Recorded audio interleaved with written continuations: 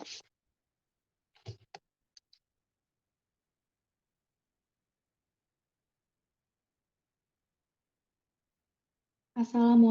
warahmatullahi wabarakatuh. Selamat sore. Perkenalkan saya Miftahul Jana. Di sini saya akan mempresentasikan tugas UAS saya yang berjudul Perancangan Pabrik Minyak Goreng dari Buah Kelapa dengan proses fermentasi dengan kapasitas 13.200 ton per tahun. Direncanakan pabrik minyak goreng ini akan dibangun di daerah kawasan industri Dumai, Kepulauan Riau, dengan beberapa pertimbangan yaitu pabrik dekat dengan bahan baku, target pemasaran yang cocok, sarana transportasi, fasilitas air, dan tersedianya lapangan pekerjaan yang memadai. Manfaat produk minyak goreng sangat beragam, terutama bagi kesehatan tubuh manusia. Dan tidak hanya itu, minyak goreng merupakan salah satu bahan utama dalam proses pengolahan pangan. Selanjutnya, proses pembuatan minyak kelapa menjadi minyak goreng, yakni pada proses pertama adalah seleksi buah kelapa. Pada proses ini, pemilihan buah kelapa yang sesuai untuk memperoleh santan kelapa yang baik, maka dipilih buah kelapa yang tua dan besar kurang lebih berumur 11-12 bulan setelah pembuahan. Proses selanjutnya, pengupasan buah kelapa dengan kulit. Kulit buah kelapa dikupas dan dibersihkan dari kulit ari agar buah kelapa bersih dan siap untuk digunakan untuk pembuatan minyak goreng kelapa. Selanjutnya, proses pemarutan. Kelapa yang sudah dikupas bersih dilakukan pencucian dan dibawa melewatkan belt conveyor dan bucket elevator dibawa ke mesin penggiling, yaitu Ritz Desintegrator.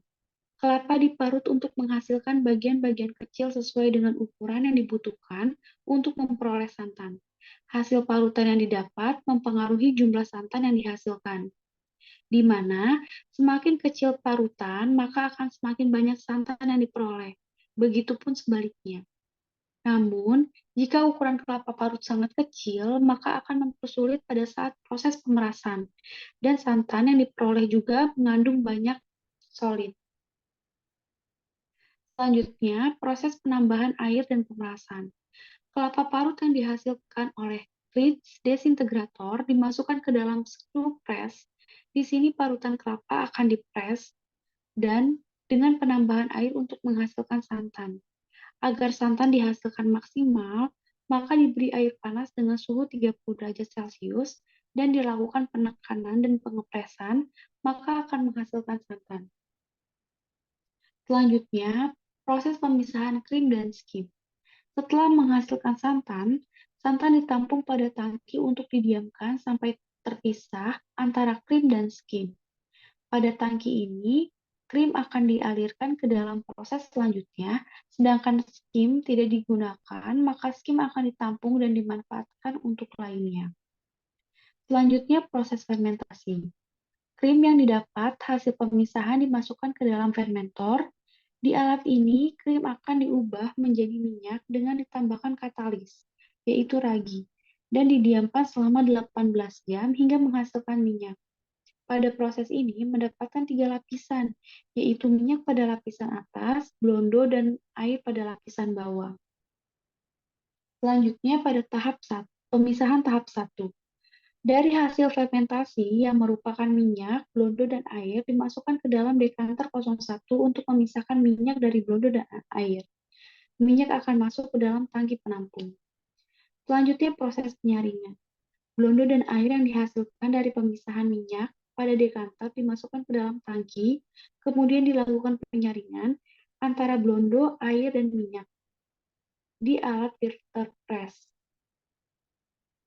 Minyak dan sisa air yang didapatkan dari penyaringan akan masuk ke dalam dekanter 02 untuk dipisahkan antara minyak dan air, sedangkan blondo akan keluar dari bak penampung.